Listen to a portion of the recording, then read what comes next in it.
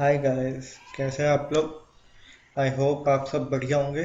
तो अगर हम रीकैप में जाएं तो हमने पिछली वीडियो में फंक्शंस के बारे में पढ़ा था, जिसमें हमने उनकी कॉलिंग के बारे में सीखा था कि हम उसको कैसे कैसे कॉल कर सकते हैं। हमारी कॉलिंग्स दो टाइप की थी, एक कॉल बाय रेफरेंस और एक थी कॉल बाय वैल्यू। मैंने आपको ये दोनों तो समझा दी थी, बट आज हम जो सीखेंगे हम सीखेंगे डिक्लेरेशन किस टाइप से होती है। हमारी डिक्लेरेशन चार टाइप्स की होती हैं, जिसमें से अभी जो हम करेंगे वो होगी no arguments and no return type.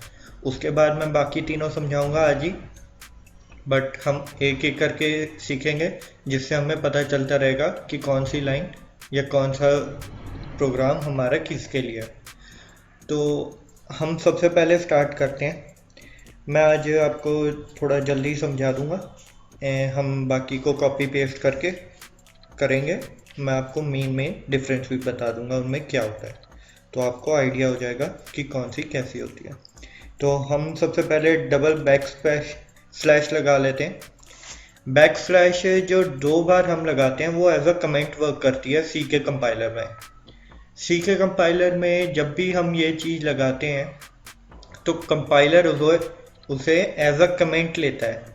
Comment जो होता है वो हमारा कंपाइलर कभी भी रीड नहीं करता, वो उस लाइन को एज इट इज़ छोड़ देता है और वो मेन लाइन पे आ जाता है।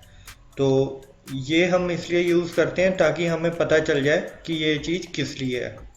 तो मैं यहाँ पर डबल स्लैश जो लगा रहा हूँ कमेंट के लिए, वो इसलिए लगा रहा हूँ ताकि आपको पता चल जाए कौन सा प्रोजेक्ट किसके लिए है। तो यहाँ पर आ गया नो आर्ग्यूमेंट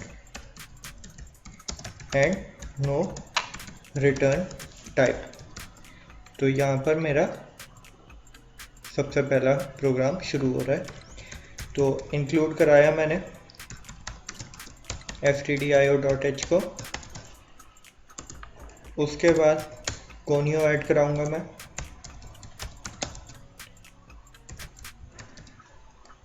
कोनियो.h ऐड कराया मैंने। अब हम एक फंक्शन बना रहे हैं, तो हम फंक्शन खुद बनाएंगे, इसलिए हमने वाइट स्पेस लेनी है, एक खाली जगह, और हम फंक्शन का नाम रखते हैं सम। हम इसमें कराएंगे एडिशन। अब हमने मेन फंक्शन स्टार्ट कर दिया। यहाँ पर जो हमने किया वो है उसकी डेफिनेशन। हमने यहाँ पर उसे किया डिफाइन। अब हम आगे क्या करेंगे, हम उनको दो वेरिएबल्स देंगे, इंट एक्स कॉमा वाई ले लिया हमने। अब आगे प्रिंट एफ से हम आगे क्या कराएंगे, उनकी वैल्यूज स्कैन। तो हम उनको बोलते हैं एंटर एक्स एंड वाई की दो नंबर है, उनकी एंट्री कर दो। अब यहाँ पर लगाएंगे टर्मिनेटर। हमने यहाँ पर लाइन ख़त्म करी। अब हम उन्हें कराएंगे स्कैन एफ से। दो वेरिएबल है तो %d स्पेस %d। हमने दो वेरिएबल्स पिक कराए। पिक कराने के बाद किस किस की वैल्यू है, एक्स और वाई की, तो हम उनका एड्रेस दे देंगे। एंड वाई हमने उनका एड्रेस दिया, टर्मिनेटर लगा दिया। अब आगे हम क्या करेंगे, प्रिंट एफ से उसका रिजल्ट प्रिंट कराना है। तो हम यहाँ पर न्यू लाइन में प्रिंट कराते हैं द सम ऑफ %d की जो पहली वैल्यू है वो, एंड %d की दूसरी वैल्यू है जो वो है इसके इक्वल, हमारी तीसरी वैल्यू के इक्वल। और जो हमारी तीसरी वैल्यू आएगी हम उसे एंड में प्लस कर देंगे। तो x comma y comma x plus y करना था हमने, तो x प्लस वाई। यहाँ पर हमारी आ गई तीनों वैल्यूज इन ऑर्डर। इसमें x की वैल्यू, इसमें y की वैल्यू, और इसमें जाएगी x प्लस वाई की वैल्यू। यहाँ पर हमारा ख़त्म हो गया उसका डिफाइन करना। अब हम डिक्लेयर भी कर चुके हैं उसको, ऊपर हम डिफाइन भी कर रहे हैं उसे। अब हम करेंगे उसकी कॉलिंग। कॉलिंग में हम आगे चलते हैं, तो हम इंट मेन लगाएंगे। इंट मेन लगाया हमने। आगे हम कराएंगे प्रिंट एफ किसको, कि ये जो फंक्शन है वो नो आर्ग्यूमेंट्स और नो उसका है, तो हम यहाँ पर लिख देंगे function with no argument and no, हम इसको बड़ा लिख देते हैं, बोल्ड आ जाएगा यहाँ पर, अलग से ही पता चल जाएगा हमें, रिटर्न टाइप, कि ये जो है वो ना ही रिटर्न टाइप के साथ है ना ही आर्ग्यूमेंट के साथ है। यहाँ पर नई लाइन शुरू हो जाए। फिर उसके बाद हम क्या करेंगे, हम यहाँ पर इधर टर्मिनेटर लगा देंगे। टर्मिनेटर लगाने के बाद हम उसे कॉल करेंगे। कॉलिंग जो होती है हमारी फंक्शन का नेम और उसके बाद उसके ब्रैकेट्स और टर्मिनेटर। यहाँ पर हमने क्या किया, उसकी कॉलिंग, हमने उसको डिफाइन किया, हमने उसे डिक्लेयर किया और हमने उसे कॉल किया। तो ये जो है हमारी, ये यहाँ पर हो रही है नीचे, तो मैं आपको यहाँ लिख देता हूँ ताकि आप समझ सकें। तो ये जो हमारा एरिया है वो सारा इसकी डेफिनेशन है, ये जो एरिया है इसकी डिक्लेरेशन है, यहाँ पर हमने की उसकी कॉलिंग। ये नो रिटर्न टाइप और नो आर्ग्यूमेंट वाला फंक्शन है। तो हम इसे सेव करते हैं। अब हम इसे करते हैं नो आर्ग नो रिट, कि no argument no return type dot c से हमें पता चल जाएगा कि ये किस लिए है, बाहर से ही देख के। फिर हम इसे करते हैं कंपाइल और रन। कंपाइल किया मैंने, कंपाइल हुआ, यहाँ पर आया x और वैल्यू y की वैल्यू डाली, सम आया 30, उसने कर दिया। अब इसको मैं कर रहा हूँ कॉपी। हम एक न्यू वो खोलेंगे कंट्रोल एंड से, मैंने इसको किया पेस्ट। अब जो हम करेंगे दूसरा वाला वो है हमारा no argument with return type, कि इसमें जो है रिटर्न टाइप आएगी, ये विद रिटर्न टाइप वाला आ गया। तो अब इसमें क्या होगा, हमारा ये जो है वॉइड वो इंट में आ जाएगा। यहाँ पर हमने इंट लगा दिया, उसके बाद सारी वैल्यू वैसी ही चलती रहेगी। जब हम उसे कराएंगे स्कैन, हमने स्कैन कराया, यहाँ पर हम उसको चेंज करेंगे,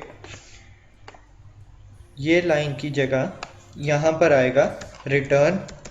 क्या रिटर्न कराना है, हमने रिटर्न करानी है वैल्यू, किसकी वैल्यू करानी है, x प्लस वाई की, तो हम x प्लस वाई लिख देंगे यहाँ पर, और टर्मिनेटर। यहाँ पर हमारा ये ख़त्म हुआ। तो यहाँ पर मैं लगा देता हूँ रिटर्निंग न्यूमेरिक वैल्यूज़। हमने यहाँ पर जो कराया उसको रिटर्न कराया, किसको, न्यूमेरिक वैल्यूज़ को, किसकी, x और y के एडिशन की। अब आगे हम मेन इंट में चला देंगे। इंट मेन के अंदर हम इसको चेंज करेंगे। अब ये हमारा विद था तो हमने विद लिख दिया, विद रिटर्न टाइप हो गया ये।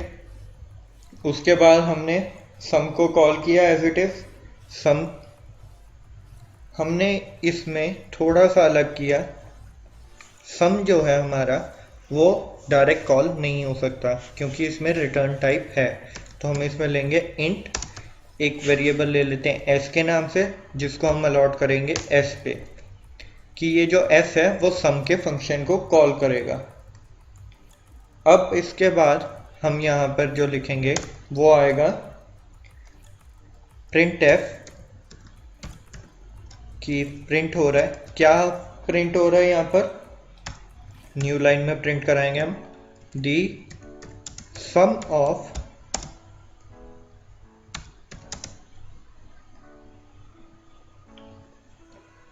परसेंट डी, या हम डायरेक्ट लिखते हैं the sum is equals to या डायरेक्ट लिख देते हैं the sum equals to %d। यहाँ पर आ गया किसके बराबर, s के बराबर। s में हमारी वैल्यू आ गई। अब हमने ऊपर जो कोनियो लगाया था उसके ही अंदर एक हमारा आता है GETCH, वो होता है गेट करेक्टर। जब हम GETCH लगाते हैं वो एक करेक्टर को इनपुट कराता है। वैसे ही काफ़ी अलग अलग होते हैं। एक होता है गेट CHE, वो होता है गेट करेक्टर्स के लिए, वो मैनी करेक्टर्स को इनपुट कराता है। हम यहाँ पर GETCH लिखेंगे कि एक करेक्टर पिक करा ले। सेव किया इसे, किसके नाम से करेंगे, इसमें नो आर्गुमेंट थी, नो आर्ग, और विद था with ret dot c. Save किया इसे, कंपाइल किया, कोई एरर नहीं आया, रन हो गया। 10 20 द सम इक्वल्स टू 30। यहाँ पर आ गया हमारा डायरेक्ट 30 आंसर। और हमने गेट CH जो लगाया था वो तब तक वर्क करता रहेगा जब तक हम एंटर दबाएंगे नहीं और उसको एग्जिट नहीं कराएंगे। गेट CH हमारा इसलिए काम आता है कि जब तक कोई वैल्यू को आप प्रेस नहीं करते कीबोर्ड पे तब तक वो स्क्रीन एज इट इज़ दिखेगी। अब मैं आपके सामने इसको हटाता हूँ। मैंने सेव किया इसे, फिर से रन किया, 10 20, वो अपने आप एग्जिट हो गया। हम गेट CH जो लगाते हैं वो हम लगाते हैं हमारे टर्बो में, क्योंकि टर्बो पुराना है और उसमें आउटपुट की स्क्रीन वहाँ पर स्टॉप नहीं होती। तो गेट करेक्टर ये वर्क करता है कि आप कोई करेक्टर जब तक नहीं दबाते तब तक वो स्क्रीन वहीं पर रुकी रहेगी।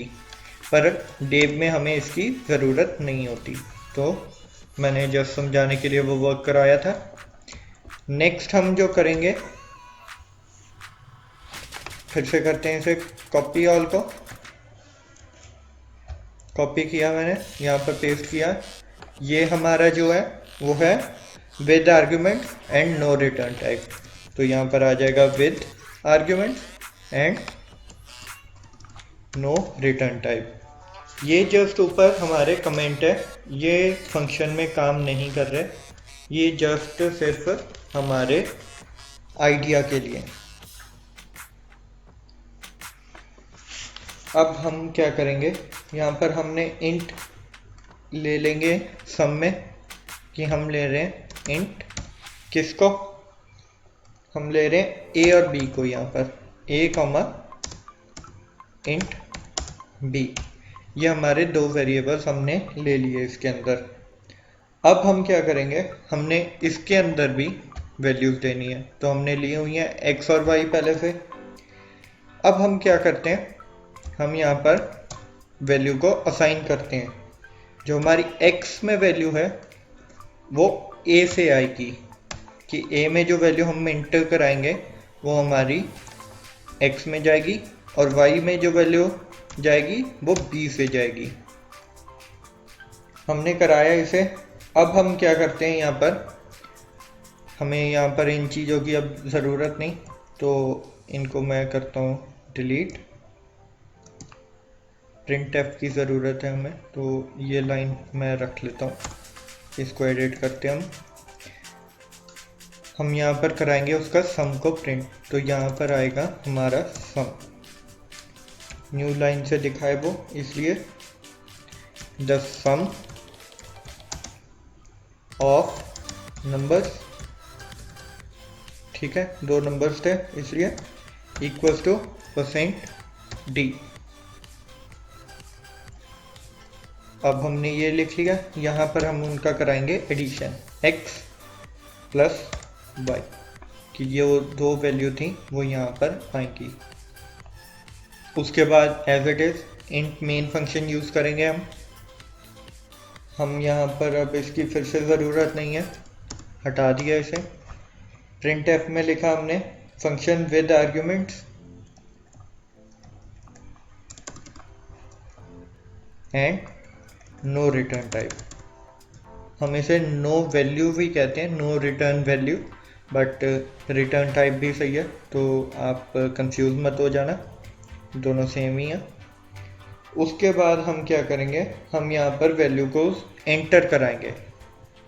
इसमें थोड़ा अलग हो जाता है, जब हम आर्ग्यूमेंट्स लगाते हैं तो हम वैल्यू बाद में एंटर कराते हैं। यहाँ पर आएगा हमारा printf, जिसमें हमारे लगेंगे एंटर क्या चीज़, x एंड y। पिछले में भी हमने एंटर कराया था x और y, तो हम वैसे ही लिख रहे हैं। मैंने यहाँ पर लिख दिया ये। अब टर्मिनेटर लगा के लाइन ख़त्म की। इसके बाद हम इनको कराते हैं स्कैन। स्कैन एफ से हमने स्कैन कराया किसको, %d को, और दूसरी वैल्यू भी हमारी इंटीजर है तो %d।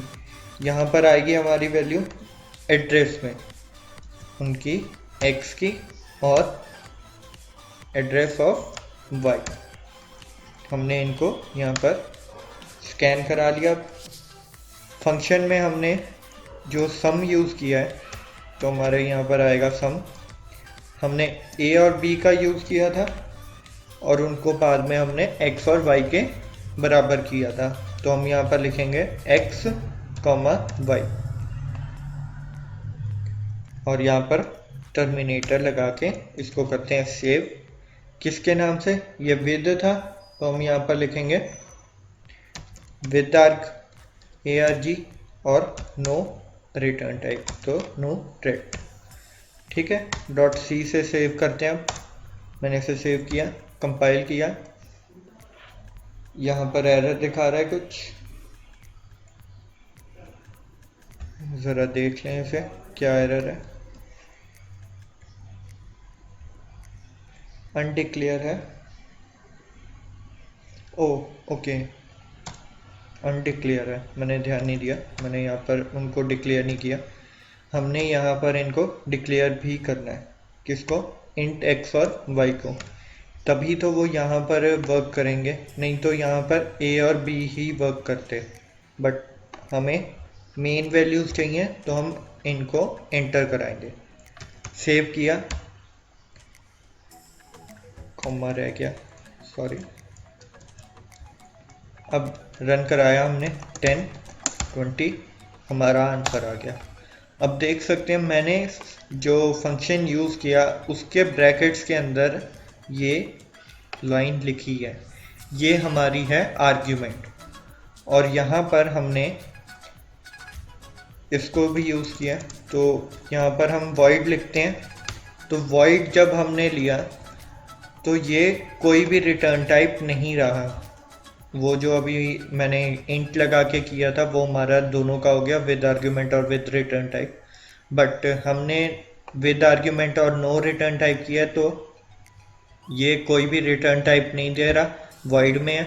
अगर रिटर्न टाइप होता यहाँ पर इंट, कैर, फ्लोट कुछ भी होता। अब यहाँ पर जो दूसरी वैल्यूज़ हैं ये हमारी आर्ग्यूमेंट्स हैं इनकी।